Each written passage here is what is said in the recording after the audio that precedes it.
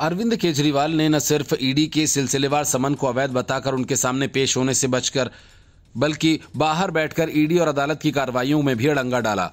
अरविंद केजरीवाल की कोशिश ये है कि मनीष सिसोदिया के खिलाफ ट्रायल को लंबे समय तक लटका कर रखा जाए ताकि इस आधार पर सिसोदिया को जमानत मिल जाए। लेकिन केजरीवाल की इस चाल का पता ईडी को लग गया और ईडी ने भरी अदालत में केजरीवाल की हरकतों का खुलासा कर दिया। ईडी की दलीलों और केजरीवाल के खिलाफ उसके सबूतों को देखने के बाद ही हाईकोर्ट ने केजरीवाल की गिरफ्तारी से राहत देने से इनकार कर दिया।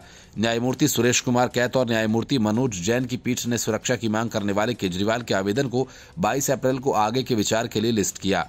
हाईकोर्ट सीएम अरविंद केजरीवाल के समन को चुनौती देने वाली उनकी मुख्य याचिका सुनवाई के लिए तैयार हो गया था। हाईकोर्ट की पीठ ने कहा कि हम दोनों पक्षों को सुना है और हम इस स्तर पर सुरक्षा देने के लिए इच्छुक नहीं हैं। प्रतिवादी जवाब दाखिल करने के लिए स्वतंत्र है। अंतरिम राहत के लिए आवेदन केजरीवाल की उस याचिका का हिस्सा है जिसमें पूछताछ के लिए उन्हें जारी किए गए प्रवर्तन निदेशालय के समन को चुनौती दी गई है। केजरीवाल ने ईडी द्वारा जारी 9वें समन के मद्देनजर अदालत का रुख किया है, जिसमें उनसे गुरुवार को पेश होने के लिए कहा गया है। सुनवाई के दौरान आप प्रमुख के वरिष्ठ वकील ने जज के लिए जारी समन को स्थगित करने की भी मांग की। केजरीवाल के वकील अभिषेक मनु सिंघवी ने हाईकोर्ट में दलील दी कि हमारा ये अनुमान नहीं है कि गिरफ्तारी हो सकती है, बल्कि ईडी की प्रेस रिलीज से ये पता चलता है जिसमें केजरीवाल का नाम है। उन्होंने कहा कि समन भेजने का मतलब परेशान करने, प्रताड़ित करने और गैर समान प्रतिस्पर्धा का माहौल बनाने के अलावा कोई अन्य उद्देश्य नहीं हो सकता है। उन्होंने कहा कि प्रत्येक समन कुछ चुनावों से संबंधित है और 12 विपश्यना से संबंधित है।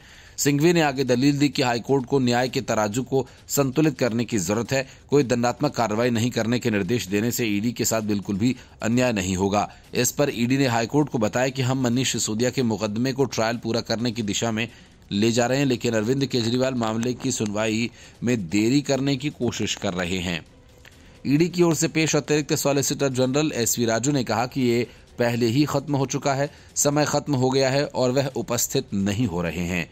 केजरीवाल ने बार बार समन को अवैध बताते हुए मनी लॉन्ड्रिंग केस में एजेंसी के सामने पेश होने से इनकार कर दिया है। ये मामला 2021-22 के लिए दिल्ली सरकार की शराब घोटाला नीति के तैयार करने और क्रियान्वित करने में कथित भ्रष्टाचार और मनी लॉन्ड्रिंग से संबंधित है, जिसे बाद में रद्द कर दिया गया था।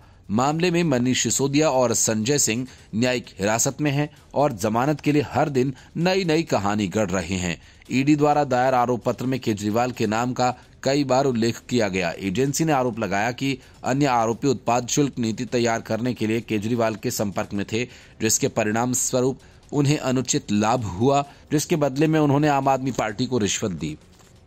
Bureau report, news of India.